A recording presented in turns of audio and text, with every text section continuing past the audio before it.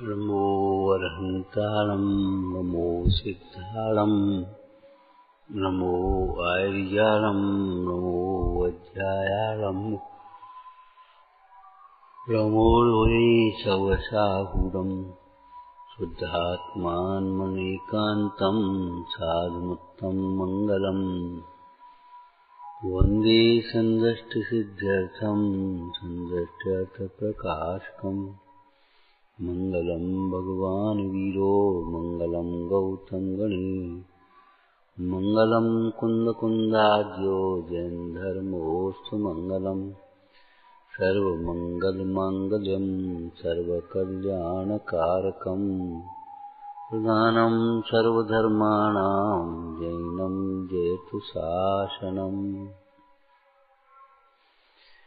त्रिभुवनतिलयं देवं वन्दिता त्रिभुवनेन्दुकल्पद्रुमं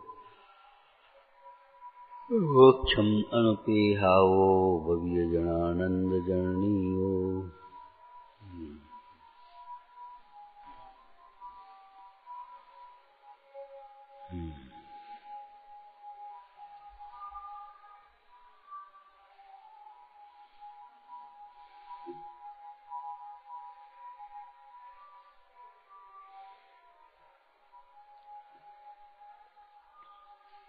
अप्रयोजन भूत बातों पर मत सोच चलाते रहो, नहीं सोचते रहो। अब ध्यान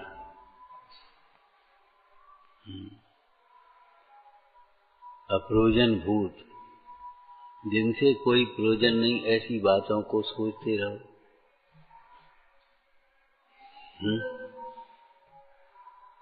पंचेंद्रिय के विषयों का चिंतन करते रहो, शरीर का चिंतन करते रहो, ये सब आप ध्यान है।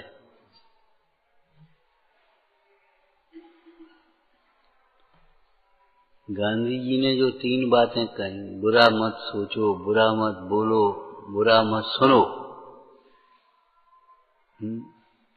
यही तो है सब अनर्थ। बोलो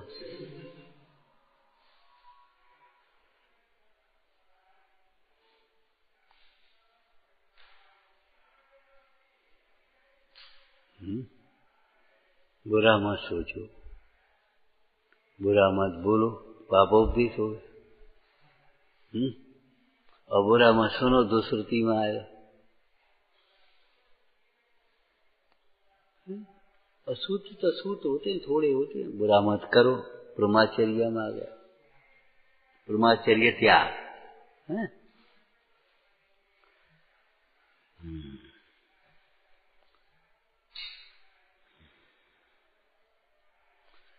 ये गाने की चीजें नहीं है केवल। अज्ञानी पाप धतूरा न वो, पाप गठरिया न बांध, ये चिंतन में आना चाहिए। कैसे बनती है पाप की गठरिया, कैसे पाप धतूरा बोया जाता है, हम कैसे बोते रहते हैं, सोचना चाहिए।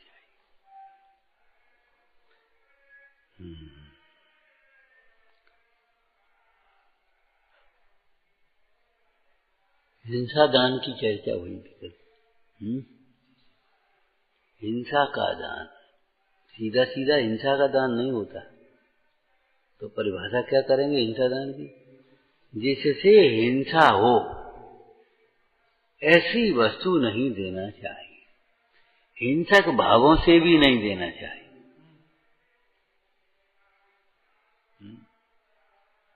दोपहर को पुरुषार्थ सिद्धि पाठ पढ़ रहे थे, तो शाम को हमने क्या कहा था? वो भुवन अंग आया पुरुषार्थ सिद्धि पाठ, धर्मो विवर्धनीय, धर्म ही बढ़ाने योग्य है। क्यों? धर्म से ही सुख होता है, तो धर्म ही वृद्धि करने योग्य है, बढ़ाने योग्य है। वो कैसे बढ़ेगा? मार्दव आदि भावनाओं के द्वारा। हमने क्या कहा था? देखो भैया, अगर मार्दवादिक भावनाओं को भाएंगे तो धर्म बढ़ेगा, और मानादिक कषाय के वशीभूत होकर के तो परिग्रह में ये और ले लो, ये और कर लो, ये और बना लो, ये और कर लो, ये पहनो, ये खाओ, ये सोचो, मान के वशीभूत होकर के क्या बढ़ेगा? परिग्रह बढ़ेगा, पाप बढ़ेगा। पाप मूल अभिमान, मूल को सींचेगा तो वृक्ष बढ़ेगा, तो अभिमान को सींचेगा तो पाप बढ़ेगा।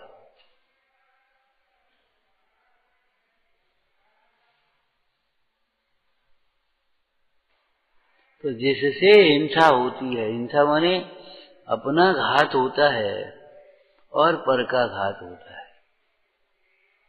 अपने घात का अर्थ क्या करना? जिससे अपने ज्ञान का घात होता है, सुख का घात होता है, प्रभुता का घात होता है, बल का घात होता है।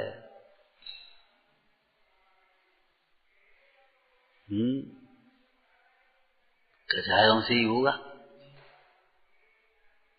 कसाय ही तो हिंसा है, और कसाय के वशीभूत होकर के होने वाली जो प्रवृत्ति है वो भी हिंसा है।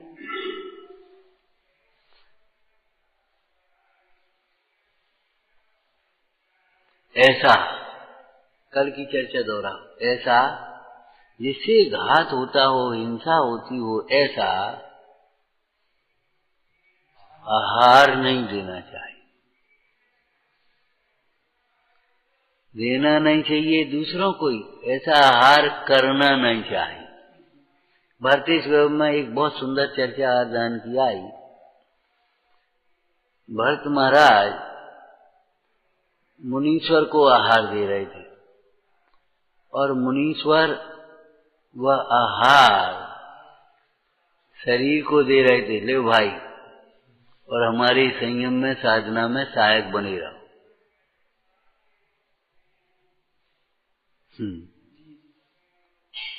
माने वे मुनीश्वर खुद नहीं आहार कर रहे, मुनीश्वर वह आहार शरीर को दे रहे, शरीर का आहार ले।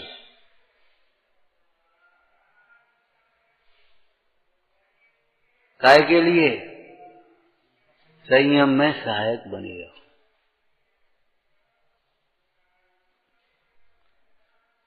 तो जैसा आहार, गरिष्ठ आहार, तामसिक आहार, यह आहार नहीं, न देना चाहिए न करना चाहिए। और देने के ही अर्थ में कहें, न अपने को दो और न दूसरे को दो।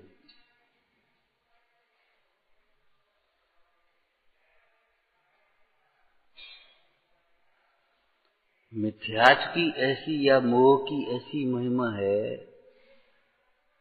जो खराब है उसे अच्छा मानता है, और जो अच्छा है उसे खराब मानता है।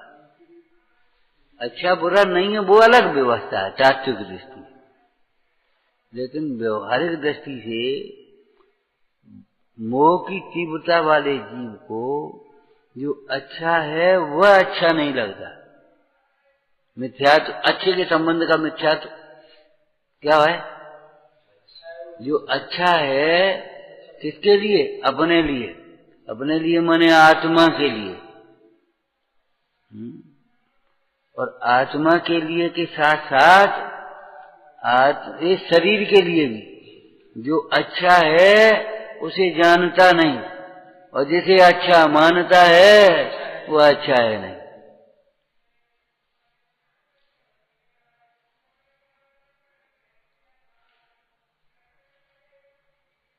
सवेरे की थोड़ी चर्चा से बता, जो तुम्हारा खटपटा चटपटा भोजन है, बाजारू भोजन है, वह शरीर के लिए भी अच्छा नहीं है, वह अच्छा लगता है। और जो सात्विक भोजन है, सादा भोजन है, वह अच्छा है और अच्छा लगता नहीं।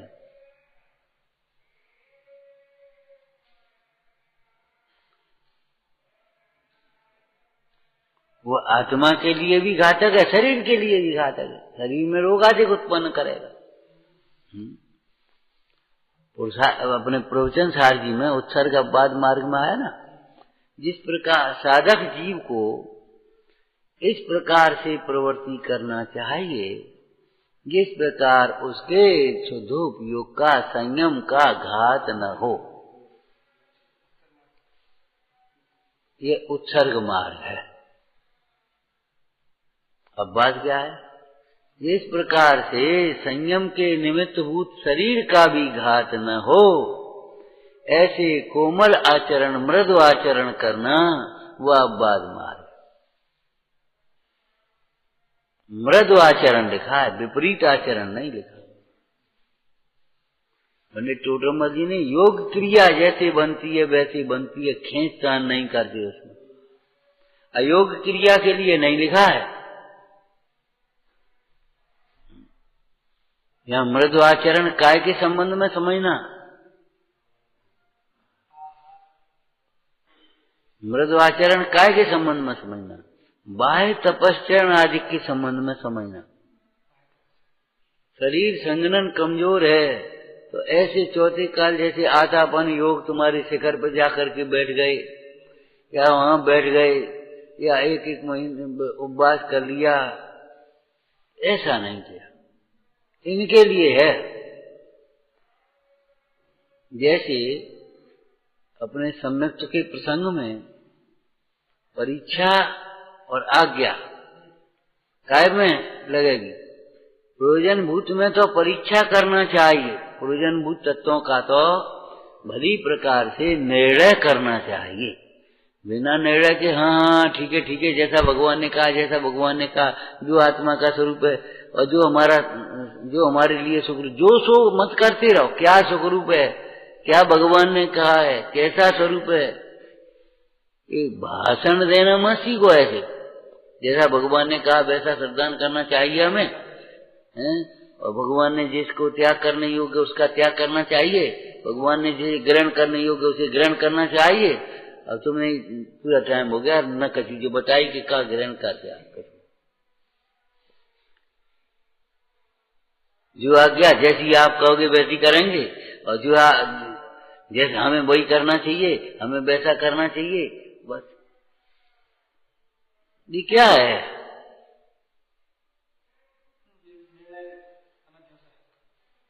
उन्होंने कहा आज्ञा सम्यक्त भी है और परीक्षा प्रधानी भी है। तो उन्होंने कहा देखो प्रयोजन भूत तत्वों के संबंध में तो जीव को परीक्षा हो सकती है, परीक्षा करना चाहिए, निर्णय करना चाहिए। और अप्रयोजन भूत बहुत सी बातें हैं, बहुत सी कथन हैं, उनको जिनाज्ञा प्रमाण मान लेना चाहिए। वहां परीक्षा करें तो कैसे करेंगे? कोई कहे स्वर्ग नरक का निर्णय करा, तो अनुमान से आगम से हम बता सकते हैं, अब सामने कैसे बताएंगे, क्या करेंगे बता। अगर सामने बताने लगे तो फिर वो जैसी भौतिकवादी कहते हैं कहीं नहीं होता नरक, देखो जी अस्पताल देखे आ जाएगा भाई नरक है, देखो भूकंप बाढ़ वगैरह आ गई, देखो ऐसे रह रहे गंदे नालों के किनारे में, देखा नरक है। और बढ़िया जी देखो विलास भवन है और जी होटल है और जी फलाने, यही स्वर्ग है। ऐसा थोड़ा ही है भाई।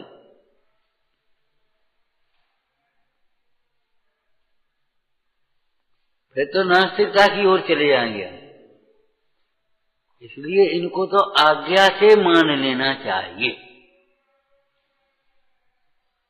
लोक की संरचना है, अब कैसे हम निर्णय करेंगे? आज्ञा से मान लेना चाहिए। लेकिन प्रयोजनभूत तत्वों के संबंध में, देवशास्त्र गुरु के संबंध में तो निर्णय नहीं मानना। एक शब्द पढ़ा था तुमने क्या? मूढ़ता रहित श्रद्धान पढ़ा था। बोलो क्या अर्थ किया था? हमने पूछा भी था क्या मतलब है। बुद्धि नहीं लगाते, पढ़ते जाते। हमने कहा बहुत बुरी आदत है।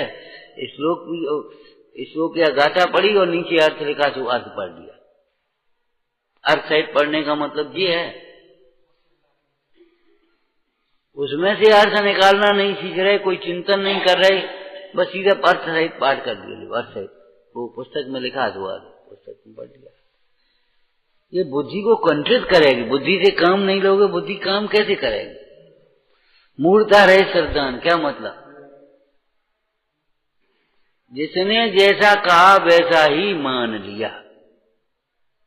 मूर्ता रहित सिद्धांत का मतलब है जिसने जैसा कहा वैसा मान लिया। अरे लौकिक क्षेत्र में हम कई बार उन्होंने ऐसे कही थी, अरे उन्होंने कही थी, तुम्हारी बुद्धि कहाँ गई थी? तुमने भी सोचना चाहिए। किसको कहते हैं मूर्ता? अपने सबकाचार्य जी में परिभाषा है, सत्य असत्य हित अहित के निर्णय रहित प्रवृत्ति।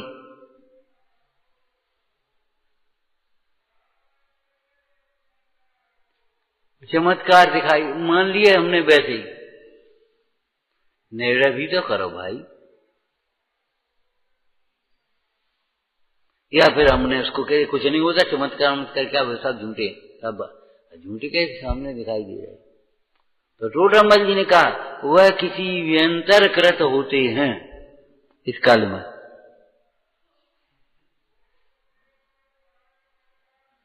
इस प्रकार के चमत्कार ये किसी व्यंतर कृत होते हैं, उनको मिथ्या भी नहीं मानना और उनसे कोई वहां भगवान की कोई महिमा भी मत मानना। और हर समय चमत्कार होंगे, हर समय इस प्रकार की घटना घट जाएगी, तुम्हारे साथ में भी घटेगी, ऐसा भी मत मान लेना।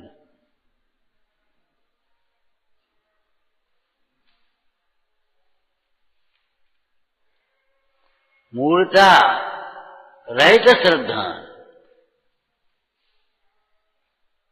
रेवती यानी के प्रसंग है ना मूर्ता में, सारा का सारा नगर भग पड़ा, लेकिन उसको ये विकल्प नहीं आया चलो देख तो आए। अंतिम प्रसंग क्या बना? तीर्थंकर का समोसा। उसने कहा तीर्थंकर 24 होते हो गए। ऐसे ही इसी शैली में हमने कुछ कहा था, शरण 4 होते, 5वां क्या होगा? ये इतने बड़ी लड़की जरा सहारा नहीं देती, अरे नहीं देंगे, नहीं होते, 4 शरण होते हैं। उनके उदय में सहयोग जैसे सहयोगी दिखाई देते हैं, लेकिन पाप के उदय में कोई सहायक नहीं होता। जितना उदय है उतना ही कर पाते हैं सहयोग, उदय से ज्यादा नहीं कर पाते, करा नहीं पाते। कोई करना चाहे तो करा नहीं पाओ। देखो वह राजा कैसी मूर्ता उसको आई, इन मुनिराज को मैं ही हार दूंगा, और निमंत्रण ये मानते नहीं। जैन मुनि निमंत्रण तो मानते नहीं। अब हम उसने कैसी ढेड़ अकल लगाई आगम विरुद्ध कि कोई दूसरा और मुनराज का पड़गाहन नहीं करेगा, तो अपने आप हमारे महल में आ जाएंगे। अरे रे प्रभु, दूसरों का अंतराय करने वाला,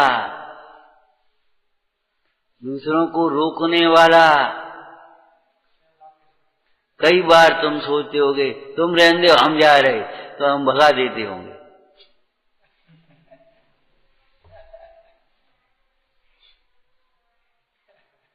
हमको कुछ नहीं मालूम, लेकिन होता है ऐसा, तुम रहने दे, हम कुछ ज्यादा कर लेंगे, हम कुछ ज्यादा नहीं कर पाते।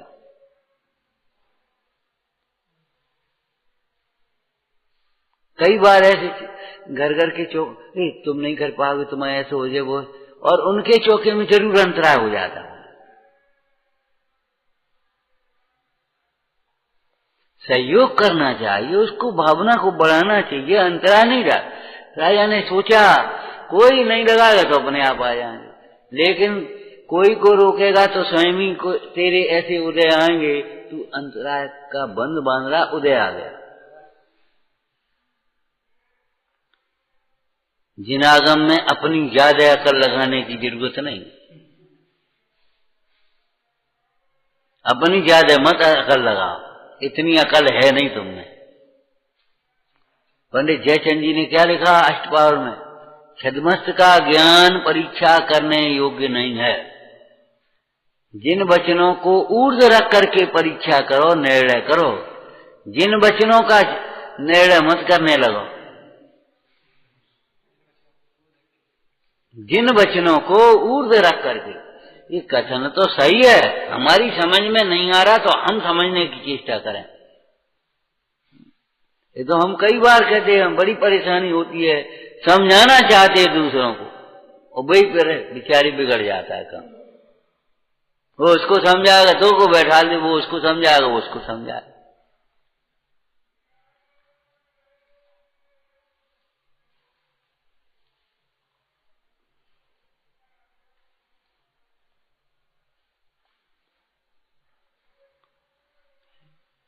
जैसे तीर्थंकर 24 होते हैं तो शरण तो एक होता है सिद्धार्थ, दूसरा शरण नहीं हो सकता। अपना तो आत्मा होता है, अरे अपना शरीर ही अपना नहीं होता। जैसे हम अपना अपना कह करके अपना कहते, वो अपना शरीर भी अपना नहीं होता। शरीर के प्रति जो ज्यादा मूर्छा बुद्धि है,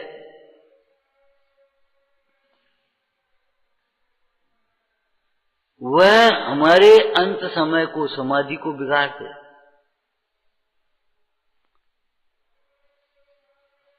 समझ में आना, अंत समय परिणाम को बिगाड़ते हैं। इसलिए लिखा है स्मार्गाच्यवन निर्जरार्थम परसोडभ्या परिथा। हम मार्ग से च्युत न हो जाए, इसलिए हमको परि से सहन करने की आदत डालना चाहिए। अब ये तो तुम पढ़ लोगे और पढ़ा दोगे, लेकिन परिचय सहन करने के न, इसके अर्थ 22 अर्थ लगा करके देखो, तब तुम्हें समझ में आए। बोलो, अगर मार्ग से च्युत नहीं हो तो भूख सहन करने की आदत डालना चाहिए।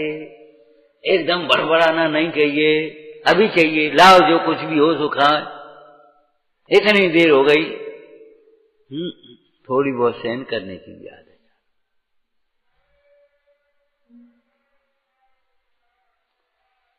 और नहीं तो किसी दिन योग्य नहीं मिले तो क्या करोगे? अयोग्य में प्रवर्तोगे कि नहीं बरोगे? प्यास सहन करने की आदत डालना चाहिए। अरे तुम प्रासुक पानी लेकर चले, लेकिन रास्ते में कोई फैल गया, कोई बात हो गई तो क्या करोगे? हम तो अपना पानी घर से लेकर के चलते हो, लेकिन कर्म थोड़ी संग में लेके। कर्म तो संग लेके चले, लेकिन कर्म तो दूसरे चल रहा हो ना। हमें याद है एक बार हम जा रहे पानी संग में, और वो डिब्बे का ढक्कन इतना कड़ा लगा, नहीं खुला तो नहीं खुला, अब पानी डिब्बे में रखा नहीं खुला।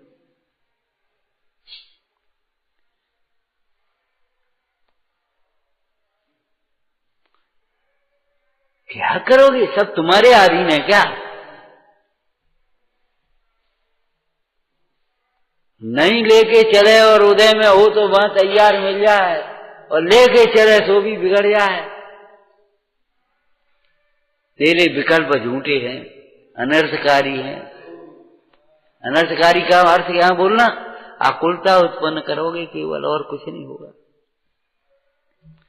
थोड़ी बहुत सर्दी गर्मी सहन करने लायक होती है, तब तुम मोक्ष मार्ग को साध पाओगे। मान अपमान सहन करने लायक होता है, 22 से लगा करके तो अब चिंतन करो बैठ करके। अब ये थोड़ी है हमें परिचय सहन करना चाहिए, और परिचय सहन बस हो गया, पंडिताई हो गई।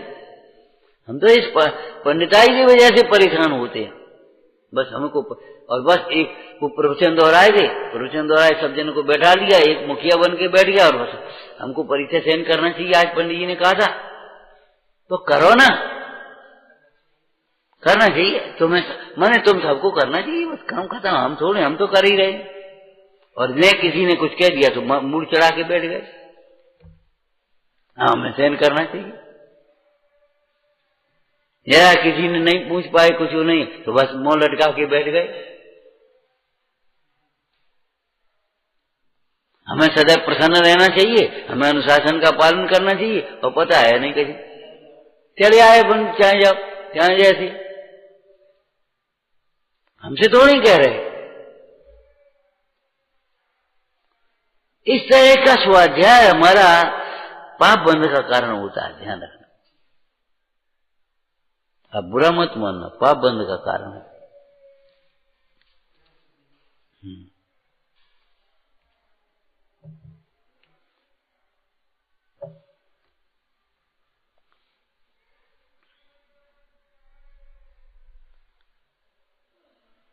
तो ऐसा आहार ना अपने को देना चाहिए ना दूसरे को देना चाहिए।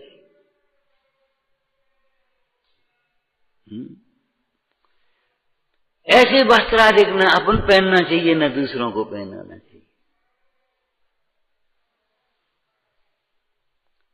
ऐसा आचरण न स्वयं करना चाहिए न दूसरों को उपदेश देना चाहिए। हिंसा क्या है? विषय कसा ही तो हिंसा है, इनका पोषण करने वाला, इनकी प्रेरणा करने वाला।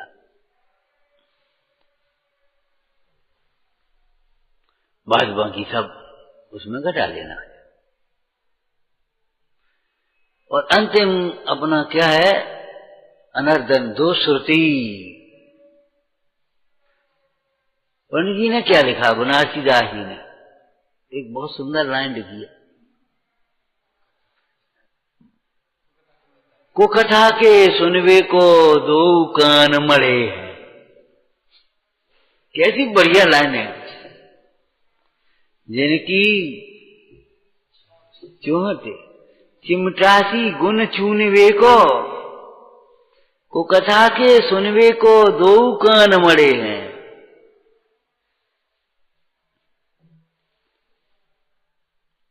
जिनको सरल चित्त कोमल वचन बोले, सौम्य दृष्टि लिए डोले, मोम के से गड़े हैं। मोम के से गड़े, मोम जरा में पिघल जाए, ऐसे दूसरे का हृदय दूसरों के दुख को देख करके द्रवित हो जाता है।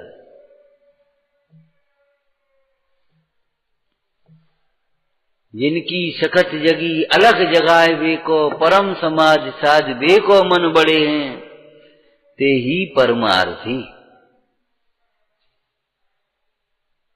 यहां पंडित जी ने क्या कहा? राग द्वेष करतार कथा कबहू न सुनिए। जब सुनने का ही निषेध है तो करने की बात तो बहुत दूर है। तो कबहू न सुनिए, अब क्या मतलब है नहीं सुनने का मतलब? अब जी बज रहे हैं डेक फेंक तुम्हारे, अब कान खोल लें, कान बंद कर लें, क्या करें बता? ये नाना प्रकार के दृश्य हो रहे हैं, अब क्या आंखें खोल लें? नहीं सुनिए का मतलब सुनी अनसुनी कर दो। जैसे मोही की दशा में प्रवचन सुनते हैं, सुनी और निकाल दे, कुछ मतलब ही नहीं, कहा हो किसी ने। चलो अपनो काम करो, अपनो का लेने देने।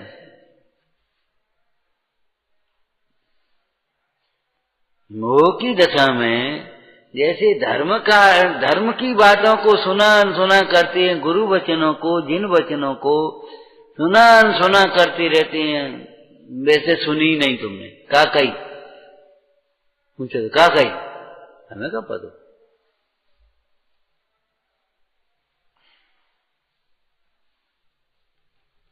लिखा है सार को ग्रहण करे, और यहाँ इच्छा के अनुकूल ग्रहण करे।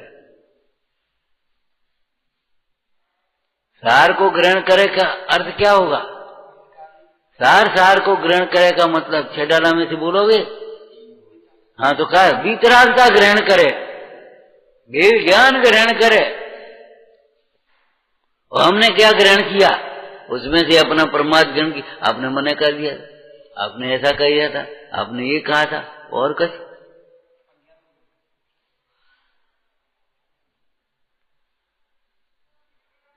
मने ग्रहण करने का सुना। राग द्वेष करतार कथा कबहू न सुनिए। जो हम सुनते हैं उसमें से राग द्वेष नहीं ग्रहण करें। अब देखो मुंडाज के संबंध में लिखा है, मुंडाज का सामान्य स्वरूप टोटरमल जी का। शरीर की नाना अवस्थाएं बनती हैं, पुण्य पाप के उदय अनुसार बाह्य नाना निमित्त बनते हैं, नाना परिस्थिति बनती है। शरीर की अवस्था तो बनती है, बाहर की नाना परिस्थिति बनती है। हाँ बोलो बोला उसमें आगे क्या लिखा है। उन्हें जानते तो हैं लेकिन इष्ट अनिष्ट मानकर राग द्वेष नहीं करते। अब भाई जानना है, उपयोग जब है तो जानेंगे, लेकिन इष्ट अनिष्ट मानकर राग द्वेष नहीं करते। तो राग द्वेष करतार कथा कबू न सुनिए। ये समझो, मोही जीव धर्म कथा भी सुनेगा तो उसमें इष्ट अनिष्ट की कल्पना करके राग द्वेष खड़ा करता है। रावण को बुरा समझ रहा है, सीता को राम को अच्छा समझ रहा है, उनमें इष्ट की कल्पना कर रहा है। तो सब अच्छे को अच्छा समझे। विचार करो, रावण के प्रति द्वेष भाव, राम के प्रति, सीता के प्रति, हनुमान के प्रति राग भाव। युद्ध के वर्णन जब चलते हैं ना, तो ये समझो इंद्रजीत बंधन में पड़ गया तो अपने को खुशी होने लगा, वो बंधन में पड़ गया अपने को। रावण की सेना थोड़ी सी ढीली पड़ी तो अपने खुशी, और इधर लक्ष्मण को शक्ति लगी तो अपन को ऐसा लगे जैसे हमें लग रही है। ये अधूरे स्वाध्याय का फल है। अधूरा स्वाध्याय समझ गए। कर्मोदय जने तो उनकी अवस्थाओं को नहीं जानते। ये क्या है, रावण की दशा नहीं है, ये कर्म का परिणाम है। रावण को कैसा विवेक, कैसा शील, कैसी मर्यादा, कैसी विनय, पूर्व चरित्र पढ़ो। एक जने बोले कि देखो रावण के दशानन के चरित्र में से यदि ये सीता संबंधी एक प्रसंग निकाल दिया जाए तो पूरा चरित्र कैसा है।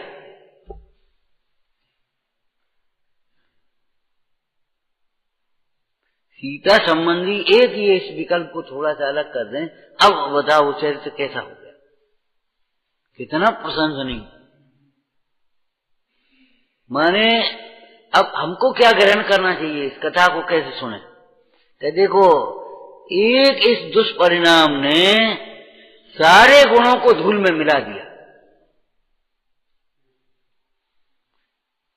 सारे प्रशंसनीय गुण भी इस एक दुर्गुण के कारण नहीं हो गए।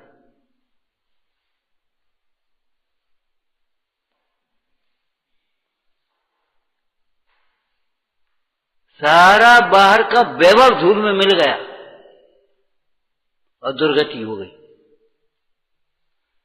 सीता नहीं मिली, नरक मिला। सुनने का तरीका क्या है।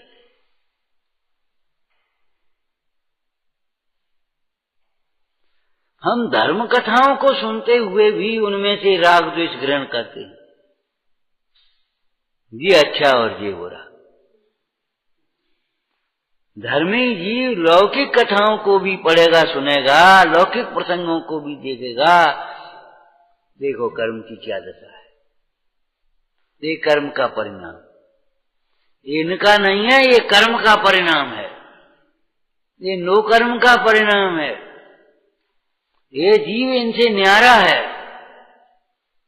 तो उसे पाप के प्रति ग्लानि भले आए निचली भूमिका में, लेकिन पापी के प्रति भी ग्लानि नहीं होती। हमारे मुनीश्वर आचार्य महाराज, उनके सामने शिष्य बिल्कुल ऐसे नंगा हो जाता है। नंगा हो जाता माने सारे दोषों को कह देता है, और दोषों को सुनकर उसे जी हमें भगा तो नहीं दिए, हम इनसे कह दिए अपनी गलती को, तो ऐसा भय नहीं रहता। क्यों, मनराज को कोई निर्विचिकित्सा है, जानते हैं कर्म का तीव्र हृदय आया सो इसको ऐसा हो गया।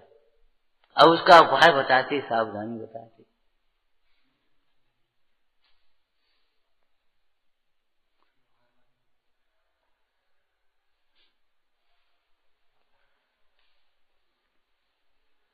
चोर आते हैं, भीड़ आते हैं, चांडाल आते हैं, सब आते हैं, उनको पापम क्षयोस्तु आशीर्वाद देते हैं, धर्म लाभ आशीर्वाद देते हैं, किन्हीं को धर्म वृद्धि देते हैं, श्रावक आदिकों को, और उनके योग्य उनको उपदेश देते हैं। ये तो चोर है। अरे आत्मा चोर नहीं है, ये कर्म के कर्म जनित परिणाम है। और कभी डिप्रेशन में नहीं आना चाहिए। अरे अंजन निरंजन हो सकता है तो अपन की कैसी बात है, क्यों सोचो।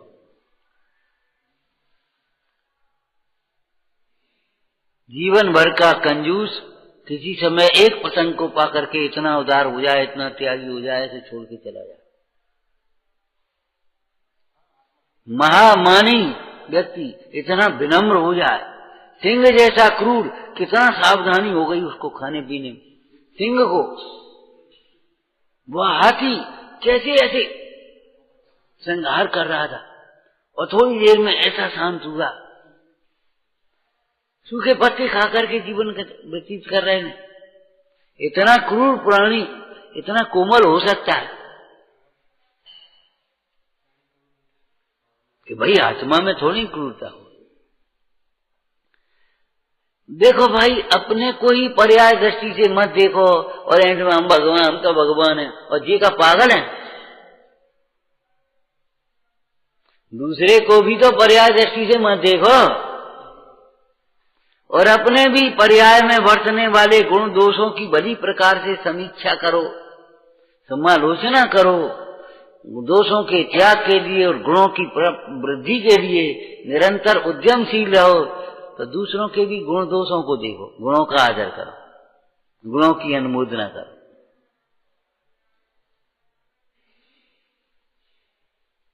गुणों की अनुमोदना करो, प्रशंसा करो और दोषों की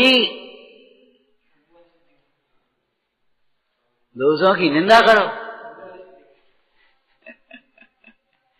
दोषों के प्रति मध्यस्थ रहो, दोषों का उपगूहन करो, निंदा नहीं देखा। गुणों की प्रशंसा करो, गुणों की वृद्धि की भावना करो, ऐसे गुण प्रकट करने की भावना करो, स्वयं उद्यम करो, ईर्ष्या मत करो, निंदा मत करो, और दोषों की निंदा मत करो। दोषों के प्रति मध्यस्थ रहो और बोलो उपगुहन स्थितिकरण का उपदेश अलग अलग कब कर पाओगे? अब तुमने तो पूरा दोष रूप मान लिया। मैले को लोग फेंकते हैं लेकिन मैला कपड़ा तो नहीं फेंकते, मैले कपड़े को धोकर के साफ कर लेते।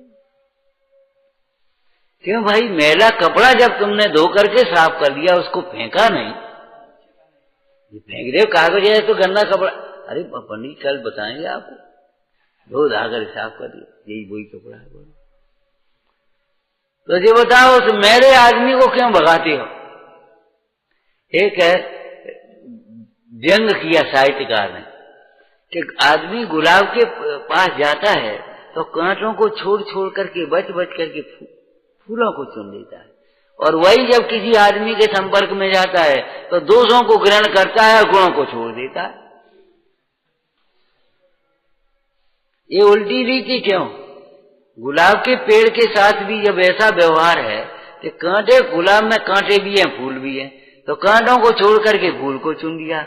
और आदमी में गुण भी है दोष भी है, तो तुमने दोष पकड़ दिए और गुण छोड़ दिए। गुण ग्रहण का भाव रही दृष्ट न दोषों पर जावे। दृष्टि न दोषों पर जावे का मतलब उन दोषों को ग्रहण मत करो। दृष्टि नहीं आवे माने उनके प्रति अंधे हो जाओ, ऐसा नहीं कहा। क्यों? दोषों का ज्ञान नहीं होगा तो अंधश्रद्धा हो जाएगी तुम्हारी। उन दोषों को जानते हैं लेकिन दोषों को ग्रहण नहीं करते। जानते हैं, ग्रहण नहीं करते। ये धर्म कथाएं भी तुम्हारी वीतरागता के लिए हैं, वीतरागता ग्रहण करना। और मुख्य रूप से जो विषय कथा 4 प्रकार की कथाएं हैं जो राग द्वेष को ही बढ़ाने वाली हैं, वे तो सुनने लायक ही नहीं है। उनके लिए तो बहरे हो जा।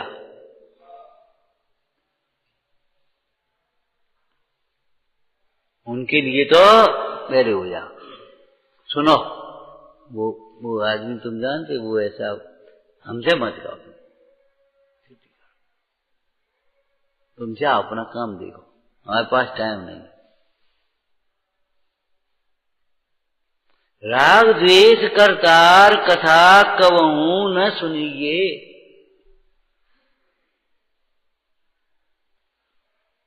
समय कैसे मिल जाता है तुम्हें, उपयोग कैसे लग जाता है। तुम नीति भी भूल जाते हो। धर्म की बात तो बहुत दूर है, जो दूसरे की बुराई तुमसे कर रहा है वो तुम्हारी बुराई दूसरे से भी तो कर सकता है। और कर सकता क्या, करते ही होगा, उसकी तो आदत है ना बुराई की।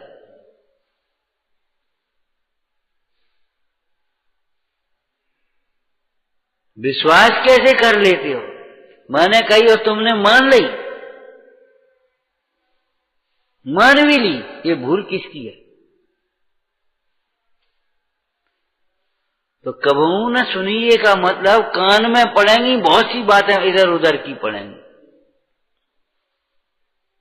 अब क्या करोगे, आज के जमाने में ध्वनि प्रदूषण कितना है, पड़ोस में लड़ाई होने लगी, कोई बात होने लगी, अब तुम्हारे कान में जोर जोर से आवाजें आ रही, अब क्या करोगे।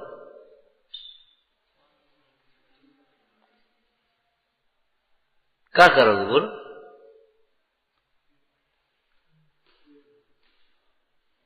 भाई अपना शासन तो है नहीं सब जगह, बंद करो इसको। तुम्हारा शासन लौकिक में, तुम्हारे घर में। अरे नहीं, बहुत, हम तो कहते इस कलकाल में बहुत पुण्य का उदय है जिसकी अपने घर में ही चल जाए।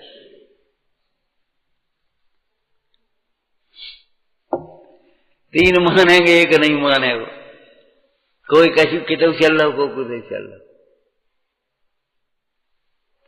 चक्रवर्ती की 6 खंड में आज्ञा चलती थी, लेकिन क्या करें, ये उन्नाव सर्पणी को 6 खंड की विजय करके लौटे आ रहे थे आनंद से, और अयोध्या के द्वार पर ही 6 खंड में चली और अपने घर में नहीं चली। बता, 99 दीक्षा लेकर चले गए, झुका एक भी नहीं। 99 दीक्षा लेकर के चले गए और बाहुबली आमने सामने खड़े हो गए। अब बताओ क्या करें। कौन शरण है भाई, तत्व ज्ञान ही शरण है, वेद ज्ञान ही शरण है। वैरागी ही शरण है, कौन शरण है।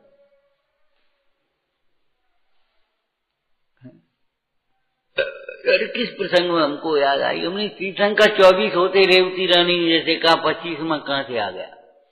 ऐसे ही विचार करो, शरण तो 4 होते, 5वें की तुम कल्पना करते क्यों। मोद है जिय के वृथान कल्पना हो। जो विनय पाठकार ने लिखा, मेरी तो तोषों बनी ताते करो प्रकार, जो मैं कहूं और सो तो न मिटे। क्यों, क्यों नहीं मिटे बोलो।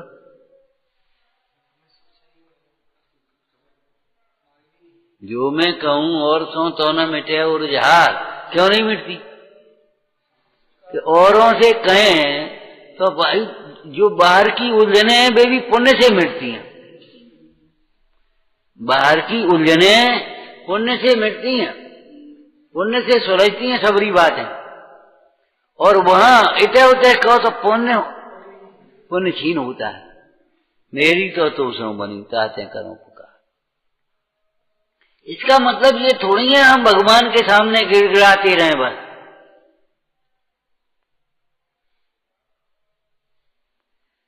भगवान के सामने गिड़गिड़ाने की बात नहीं है, दैन्य भाव की बात नहीं है। बात ये, भगवान से कहोगे तो तुम्हें उसका उपाय मिलेगा। और नहीं कहोगे तो भी बिना कहे उपाय मिल जाए, दूसरे से कहने पर भी नहीं मिलेगा। एक चर्चा की थी भगवान की हितंकर प्रसंग की, जो दूसरी जगह मांगने से मिले, मांगने से भी मिलने की गारंटी नहीं है। पुण्य उदय हो तो मिल जाए, नहीं हो तो नहीं मिले। दूसरी जगह मांगने पर भी मिलने की गारंटी नहीं है, वह यहाँ बिना मांगे मिले, और जो मोक्ष मार्ग यहाँ मिले वह कहीं न मिले।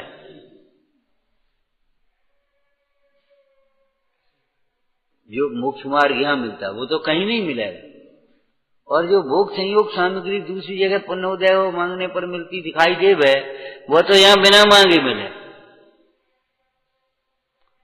छाया बैठे सहज वृक्ष के नीचे हो है। धनंजय कवि ने क्या दृष्टांत दिया, पेड़ के नीचे बैठने पर छाया मांगनी नहीं पड़ती, छाया बैठे सहज वृक्ष के नीचे हुए। भगवंतों की शरण में आने पर ये तो अपने आप सामग्रियां मिलती, इनमें दम नहीं। यदि किसी को धर्म आराधन करते हुए भी न मिले तो उसका तीव्र पाप का उदय समझ देना चाहिए। बाहर की उलझने भी यह समझेंगी, क्यों उलझन अज्ञान की और कथायों की है, वस्तुओं कहीं उलझन नहीं। क्या करें, बड़ी दिमाग में उलझन रहती है, कोई कथाएं रहती हैं। उलझने अज्ञान और कथायों की हैं, ज्ञान से और समता से सुलझेंगी, और कोई पाए नहीं कथा गली उलझन सुलझेगी।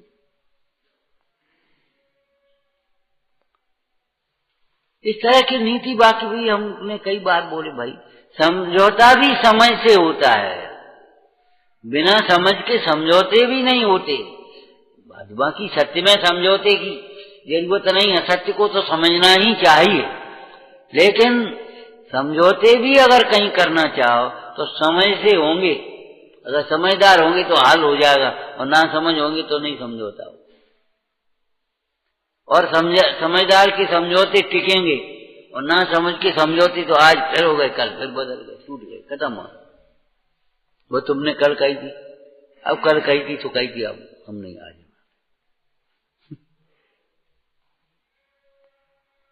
जितनी भी विश्व में तुम्हें उलझने दिखाई देती हैं वो अज्ञान और कसाय की तो हैं। बता और काय की उलझने वो? भाई उदय जनित सामग्री है तुम्हारी, तुम्हारे पास, हमारे पास, उसमें उलझन क्या है बता?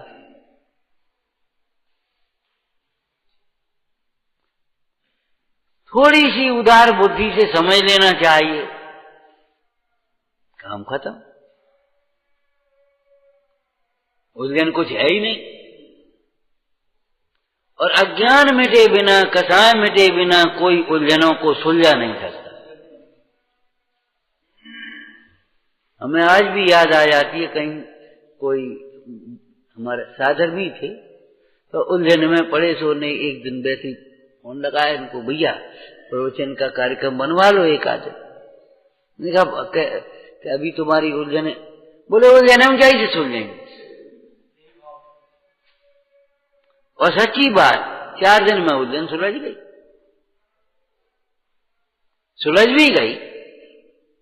और कभी तीव्र उदय हो तो नहीं सुलझे, तो इसको छोड़ने से क्या उलझने सुलझ जाएंगे?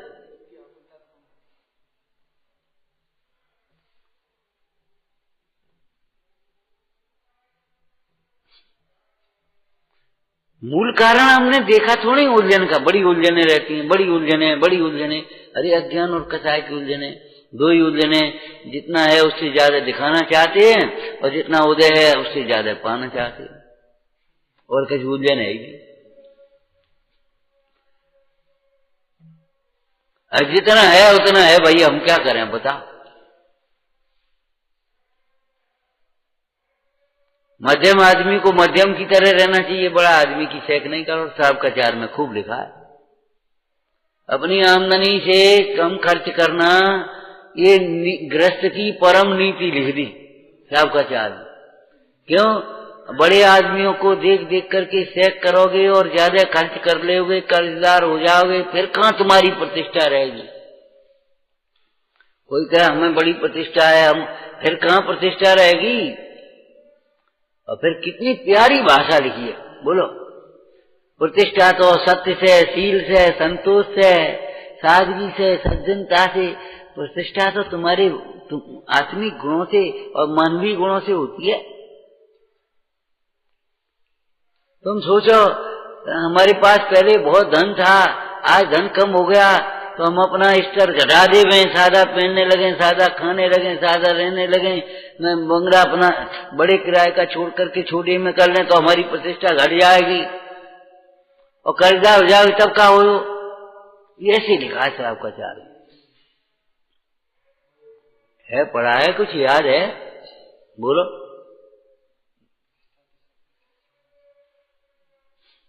झूठी सलाह देना भी नहीं चाहिए और झूठी सलाह मन सुनना भी नहीं चाहिए। अपनी सील पुराणों में ऐसी बहुत चर्चा है। वो दूती आई और बैठ गई मनोरमा के पास, क्या सुंदर रूप पाया है, क्या, हाँ। और भाग्य देवो का बनिए के घर में आ गई, मैं का कदर तुम्हारी। और ठीक है, राजकुमार तो आज भी तुम्हें चाहता है और तुम्हारा जरा इशारा मिल जाए तो हम अभी बात करा दें, अभी मिलवा दें। मनोरमा कहती तू यहां से जाती कि नहीं जाती? लेकिन उस कथा से एक शिक्षा ले लेना चाहिए। मनोरमा ने दो चार बार उसने उसे कहा तो उत्तेजित होकर के उसको दो चार मारे, निकल यहां से। ये मनोरमा की भूल थी। सुनी अनसुनी करना ये बात तो ठीक है, मध्यस्थ रहना, लेकिन स्वयं बड़े बन जाना ये बड़ी भूल हो गई। अरे बड़े बन गई, सासू को बुलाती, माता जी देखो जी को क्या कह रही, सुनो जी, तुम्हें बड़े का को भाई, पीछे से सास से उसने बढ़ा दिया और पहले ही से कह देते तो तुम्हें खबरी उलझन को अपने आप सुलझाते रहते हो अपने आप। आज बच्चे बहुत आत्मघात करते रहते ऐसे, आवेश में, जोश में, कुसंगति में उल्टे सीधे काम कर बैठे, उल्टे सीधे व्यापार लंबे चौड़े कर बैठे, घाटा हो गया। फिर उन्हें चुपचाप पिताजी से मत कहियो, बात ले ले, 3 रुपया सैकड़ा पे, फिर 2 पैसे, फिर वापे ले ले, जापे ले ले, फिर भी ऊपर से चढ़े तो अब पिताजी से पता पड़ गए, गोली खाए के मर गए।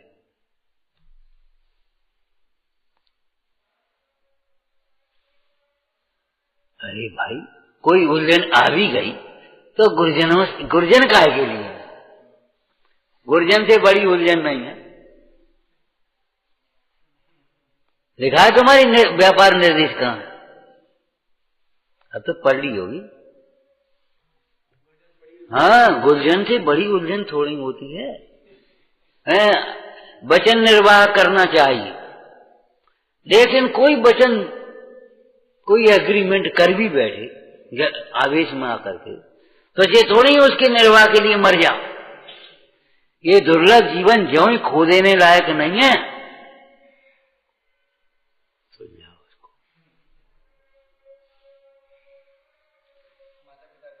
हाँ, लौकिक में माता पिता है और यहाँ तो मेरी तो सोमनी ताते करो खरखना मखी बात।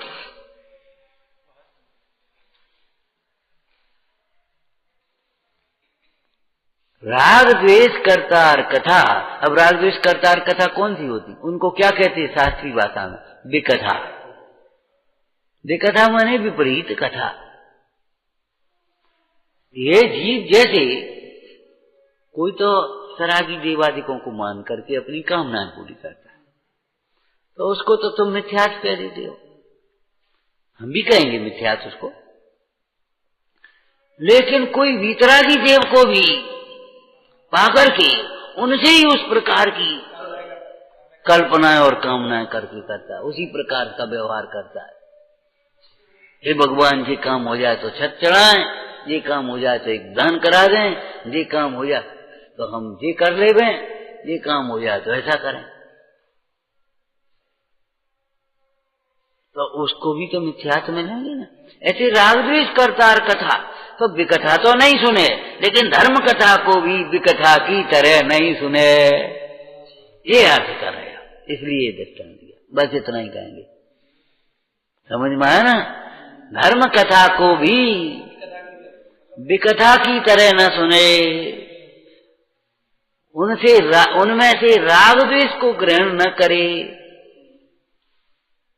बोलो अच्छी तरह दो चार वाक्य बोल पा दो।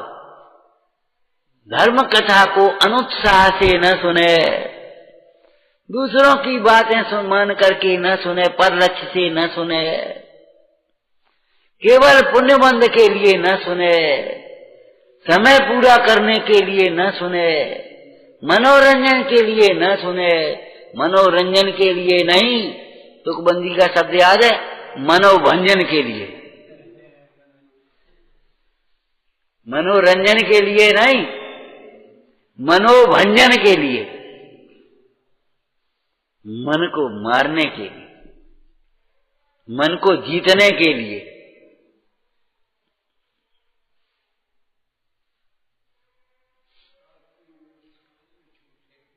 है नहीं, छूटेगी तो सर्वथा, लेकिन चलने दो। लेकिन ऐसा थोड़ी चलता है जैसा चौथे में चलता है, तीसरे में पहले में चलता है। पहले जैसा चौथे में नहीं है, पहले जैसा परमा चौथे में नहीं है, चौथे जैसा पांचवें में नहीं है। परमा तो है, वैसा नहीं है। बहुत अंतर हो गया, बहुत अंतर। समझ में आया ना। जो मुख्य रूप से राग द्वेष को बढ़ाने वाली कथाएं हैं उनको तो सुने ही नहीं, लेकिन धर्म कथाओं को भी सुनते हुए उनमें से राग द्वेष ही नहीं करें। ये पंडित जी अच्छे, ये पंडित कछु नहीं कहा। जैसे आजकल चर्चा काली, वो डॉक्टर बहुत अच्छे बने, गई सब खा पियो, मैंने कछु परहेज नहीं करा, वो नहीं दवाई, वो डॉक्टर अच्छे। अरे वो बैठी, ये नहीं खाओ, ये नहीं करो, ऐसा बैठी भैया अपनी समझ में नहीं आए। अरे रे प्रभु, तुम्हें घूस है कुछ? वे पंडित जी अच्छे, वे कछु नहीं कहा, वे तो भाई आए अपने आराम से प्रवचन कहे चले गए। और ये तो बैठो, सीधे बैठो, क्या कर रहे, सो क्यों रहे, लेट गायब हो गए, इनकी मारे बड़ी आफत है। आफत है कि आफत टलेगी, इनसे कुछ होश है तुम्हें? अरे प्रभु, दूसरों को टोकने वाला है, दूसरों को टोकने वाला, गुरु करना, गुरु का शब्द का अर्थ करना, संस्कृत से करो, अंधकार से जो निकाले, जो अंधकार से निकाले उसको गुरु कहते हैं। तो अंधकार क्या है? बस मोह अंधकार, अज्ञान अंधकार, ये दोष हैं हमारे, यही तो अंधकार हैं।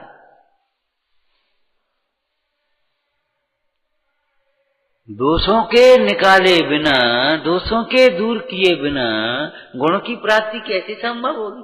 बिन जाने ते दोष गुणन को कैसे तजिए, कैसे गइए?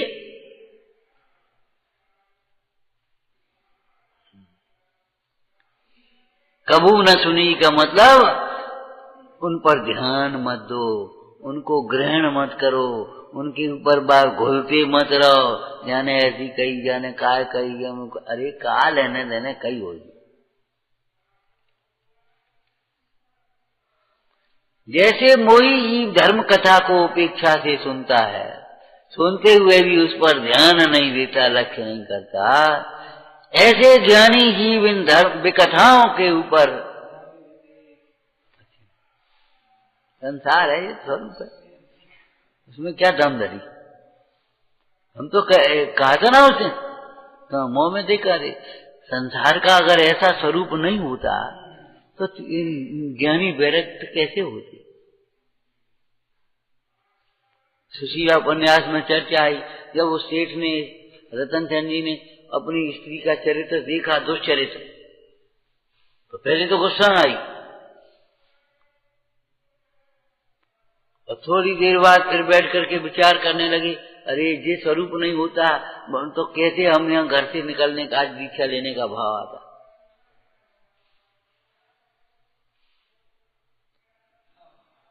और भूल समझ में आई, काय को दंड देने का भाव आया, चलो अपन निकलो, छोड़ो क्या करना। क्यों साहब, अगर अपराधी को दंड नहीं देंगे तो फिर अपराध नहीं बढ़ेंगे? अपराधी को दंड तुम भले मत दो, तुम भले क्षमा करो, लेकिन अपराधी को तो दंड की प्रकृति का विधान ही है, दंड मिलता ही है। तुम नहीं भी दो तो तुम्हारे दंड न देने से क्या दंड नहीं मिलेगा उन्हें? दंड देने का, सहाय कराने का भाव तीव्र कसा है,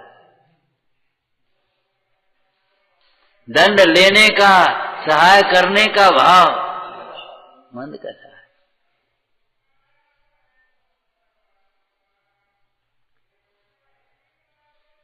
विचारना है, राग द्वेष हरतार कथा, राग द्वेष हरतार, राग द्वेष को हरण करने वाली कथा सदा ही सुनिए। विचारना, सहजानंद शोध स्वरूप अविनाशी में आत्म स्वरूप,